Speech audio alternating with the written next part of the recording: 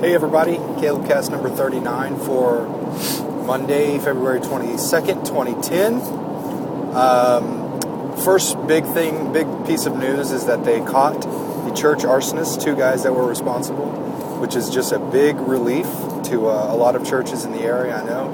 And I'm just really glad to see that this thing is wrapping up and that the investigators and everybody did a great job finding those guys. I'm hoping that there is something redemptive that comes out of this. I know the drawing together of the churches in Tyler, Texas is definitely a very good aspect of something that came out of this. But hopefully the guys that they arrested, that they will be able to take another step in their lives and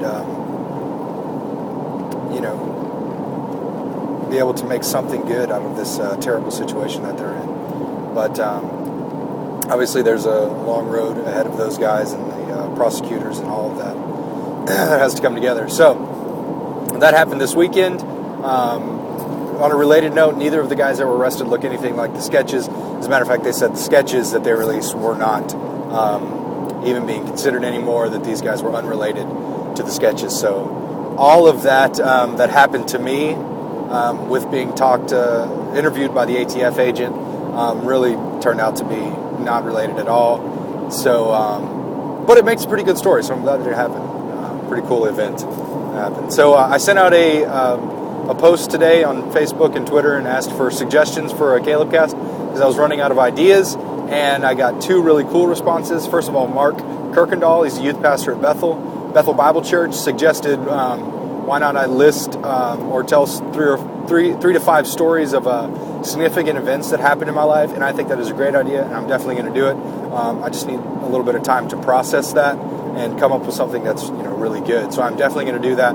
Might do it on Wednesdays, like every Wednesday, have a significant event type CalebCast. So I really like that idea. And then the other suggestion that came in was Andrea Silverthorne, formerly Allen, suggested I do an iPad review, and I really like that idea too because the iPad has been announced for a while now. It's coming close upon the release date. Should be in another month or so. They should start shipping these, and it's kind of had time to settle out a little bit. So I want to tell you a few of my opinions about the iPad and what I think about it. So first of all, in the issue of accessibility and usability, I think it's going to be just the best sort of tablet-like device out there. I don't think there's anything that's going to beat it for usability and understandability and like user friendliness. Mainly because I know people who are really not technically savvy that have an iPhone that can navigate it really easily and can do all the things that they want to do with their iPhone with no trouble at all. So I think using that interface on the iPad is a great idea.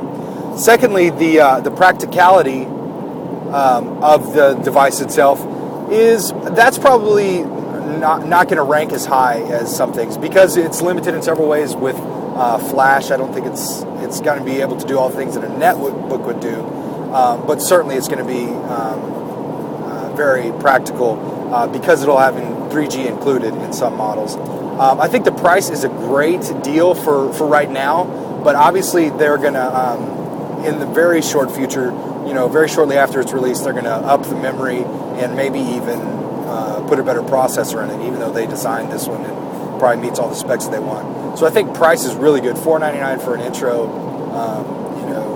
It really puts it in the price range of a lot of people that are looking at netbooks. I think the features are going to be somewhat limited at first, but I think the developers are going to really just blow the platform up and make a whole lot of apps for it that are really practical and really useful.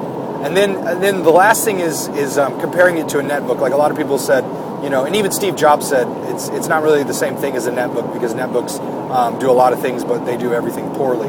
And I think comparing the iPad to a netbook is really like comparing the iPod to an MP3 player and saying, oh, well, there's MP3 players that do have much more storage, that are much cheaper, and have much more features than the iPod. But when you look at it, when you compare those two to each other, there's no competition. The iPod wins just in usability, and it's sold so much more than any other MP3 player. And the secondly, people saying that it's just a big iPod Touch. Well, yeah, I mean, the iPod Touch is a big seller for a reason too. That's like saying a 42-inch LCD is like a big 27-inch screen. I'm like, yeah, but that doesn't make it any worse. It's bigger, but yeah, bigger can be better in some reason. So all things being said, I probably would not buy one of these in the first generation. I think they're gonna spec it out a whole lot better in the next iteration. So I would definitely wait for that. And it's probably, the prices are going to stay the same. They're going to stay $4.99, $5.99, $6.99, whatever. They're going to be right in that area. So that's my opinion on the iPad. Let me know what you think. If you have any more suggestions for CalebCasts, follow me on Words with Friends. My username is Caleb Canal, and I am so far undefeated on Words with Friends. See how long I can keep that up. Aim skins is quite challenging. But CalebCast number 39. Thanks for watching.